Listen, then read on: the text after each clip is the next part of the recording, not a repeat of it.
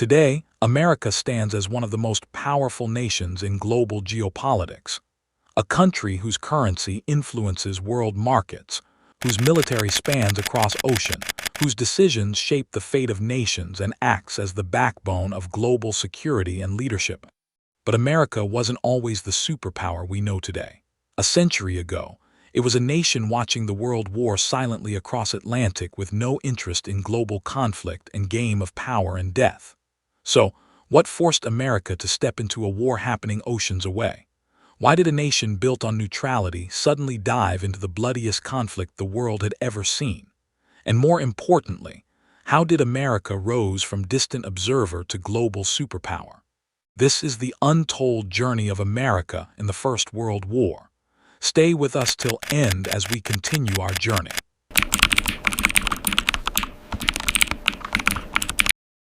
For past 1 year, Europe was drowned in blood. A single gunshot in Sarajevo has awoke the ghosts of centuries-old rivalries between empires and alliances. Nations were divided by hunger, ego, and power. Millions marched into that mud and never returned. From a distance across the Atlantic Ocean, a rising giant was watching the deadly game silently. Separated by miles of ocean, America has no kings to defend, no dynastic feuds, no hunger for European land or glory. President Woodrow Wilson stands before the nation and declares neutrality, neutral in thought as well as in action. For many Americans, this choice feels natural. For generations, the young republic avoided entangling itself in Europe's quarrels. And now, millions of newly arrived immigrants from Germany, Ireland, Italy, and Eastern Europe call America home. If the nation picks a side, it risks tearing itself apart from within. So America stands still, but it does not stand idle. While Europe was digging trenches and barbed wire, the United States had other plans. Factories in America whistles echo across the land. Steel mills blaze through the night. Textile mills and food plants shift quietly from peacetime output to war supplies of Europe. Boots, blankets, rifles, artillery shells, and locomotives was becoming the heartbeat of American industry and was growing louder and louder each month. A large number of American women step into industrial roles, with their skill and efficiency rising with every passing days. American ships were slicing through the Atlantic Ocean carrying grains, coals, medicines, and ammunitions. Ports of New York and Boston turned into bridges between a peaceful continent and a burning one. On the Wall Street of America, another transformation begins. Bankers and financiers extend their loans to Britain and France worth hundreds of millions. American economy was showing massive growth and demand. American dollars buy rifles, ammunition, uniforms, and time. Slowly, silently, the balance of the war leans toward the side America supports, not through soldiers, but through money, machines, and materials. By the end of 1915, the United States remains outside the battlefield. No American divisions march through French mud. No U.S. flags fly over the trenches, and the nation still believes it can remain apart. Still hopping the ocean can shield it from chaos.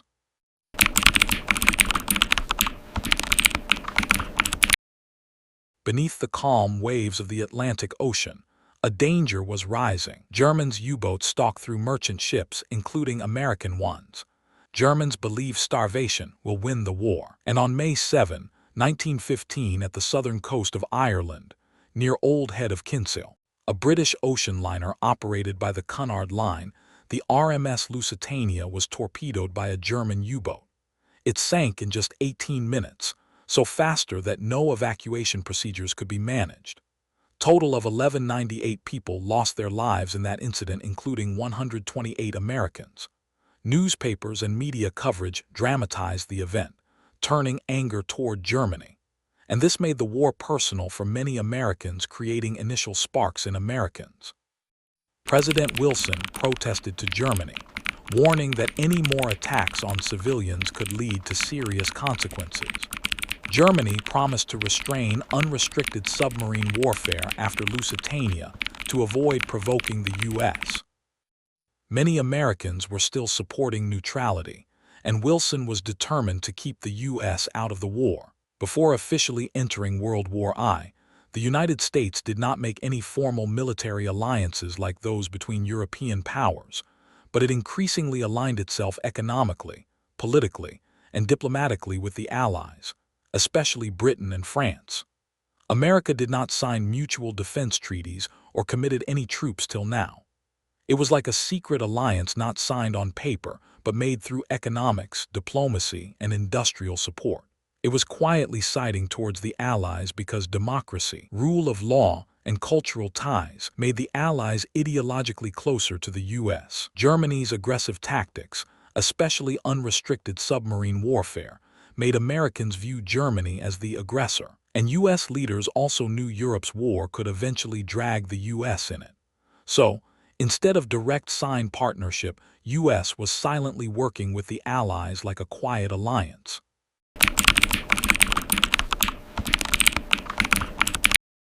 By 1916, the Great War in Europe had dragged on for nearly 2 years. Trench lines stretched for hundreds of miles, millions of lives had been lost, and yet the United States remained officially neutral. Across the Atlantic, President Woodrow Wilson had just won re-election on a platform of keeping the U.S. out of war, famously declaring that he had kept the nation safe from the European conflict. But behind the scenes, the United States was quietly preparing for a future that seemed increasingly unavoidable. Factories in Pittsburgh, Detroit, and New York roared day and night. Shipyards churned out transport vessels and destroyers. Railroads carried ammunition, supplies, and food to ports bound for Europe. The U.S. military, though still small, was expanding. Officers trained new soldiers, the Navy tested modern warships, and airfields sprouted in anticipation of a new kind of war. And then Germany made its move. In early 1917, German leaders resumed unrestricted submarine warfare, a strategy meant to strangle Britain's supply lines. Any ship crossing the Atlantic, neutral or allied, could be targeted without warning. American ships, carrying civilians and cargo, were at risk. The Atlantic, once considered a safe barrier, had turned into a battlefield. American citizens could no longer remain passive observers. Merchant sailors were being killed. Trade was disrupted. Fear and outrage spread across the nation. And then, in January 1917, came the event that would break the last barriers to American involvement. Germany had sent a secret message to Mexico, proposing an alliance if the United States entered the war. In return, Germany promised to help Mexico regain Texas, Arizona, and New Mexico. British intelligence intercepted the telegram and delivered it to Washington. The revelation shocked the nation.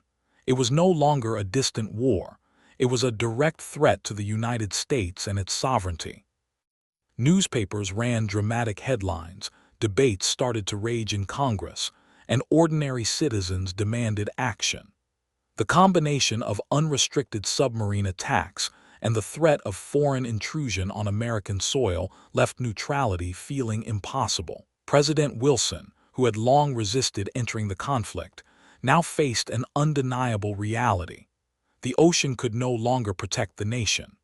German aggression, the deaths of American citizens, and the threat revealed in the Zimmermann telegram made war inevitable.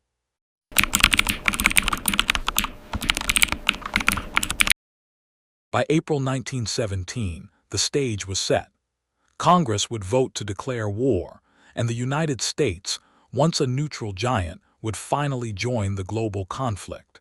Its industry, its military, and its ideals were ready to shape not only the outcome of World War I, but the future of the 20th century. After years of caution, patience, and painful restraint, the United States had finally chosen its course. On 6 April 1917, Congress declared war on Germany. The world had changed, and so had America. Germany was waiting for USA to enter the soil of Europe. When America declared war in April 1917, it had courage but not yet an army. Germany laughed at the unprepared newcomer. Till now, America was not faced the horror that had drained Europe for 3 long years. American soldiers trained alongside British and French veterans, learning trenches, fighting skills, machine gun tactics, and artillery coordination. They learned to move under fire, to survive in hell. The world called them doughboys, but there was nothing soft about them. They were factory workers, farmers, and students, young, confident, and unbroken by years of war. And soon their time came. In November 1917, German army launched a surprise trench raid at France. 3 American soldiers was dead, 5 get injured, and several briefly captured for interrogation. For Germany, it was a psychological strike testing how the American army react. And for America, it was a harsh awakening. This is not training anymore. This is war.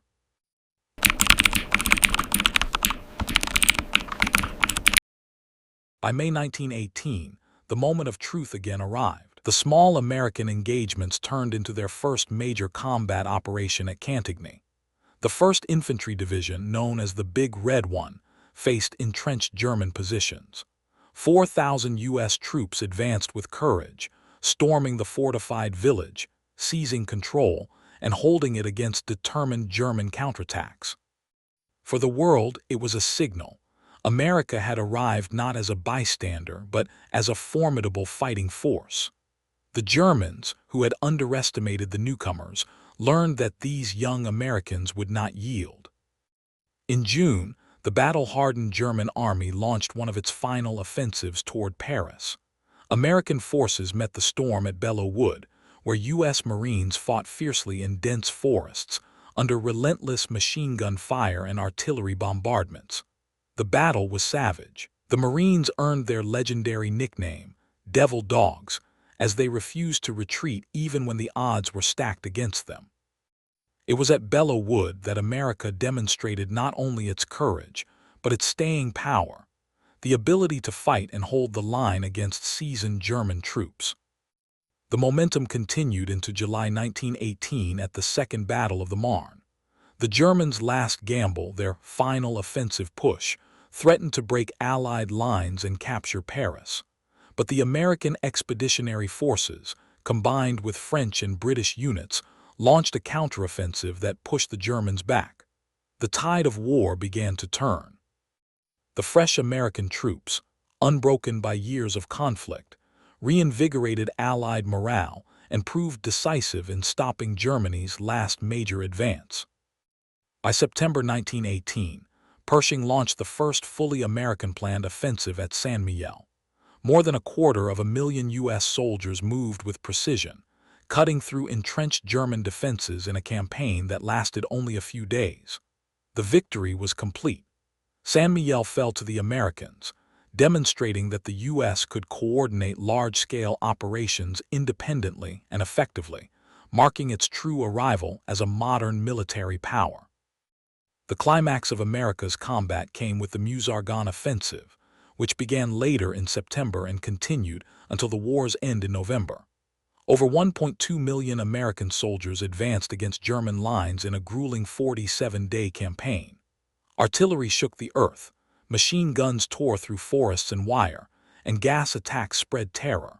Yet the Americans pressed on, pushing through miles of barbed wire, capturing villages, and breaking the German defensive positions. The cost was immense. Thousands killed, tens of thousands wounded, but the offensive shattered German resolve and directly contributed to the impending armistice. Finally, on November 11, 1918, the guns fell silent. The Great War ended. The exhausted battlefields of Europe bore the scars of nearly 5 years of conflict, but the arrival of American forces had tipped the balance. America had transitioned from a cautious observer to a decisive force, its industrial might, manpower, and determination reshaping the outcome of the war. Factories had powered the war effort, troops had proven their valor in battle, and a new international presence had been established. From the dark, quiet trenches of November 1917 to the bloody forests of Belleau Wood, the trenches of Saint-Mihiel, and the relentless assault of Meuse-Argonne, the United States had earned its place on the world stage. Its soldiers had fought, bled, and died, but they had also helped turn the tide of history. The war had transformed America from a distant observer to a rising global power, a nation ready to shape the future of the modern world. And so, the story of America in World War I was not just the story of soldiers in trenches, but of a nation discovering its strength, its purpose, and its role on the world stage, a role that would define the century to come and make America the supreme leader of the world in future. If you enjoyed this video, don't forget to hit like, leave a comment, and subscribe. And be sure to check out our full World War I series playlist to follow the history from start to finish.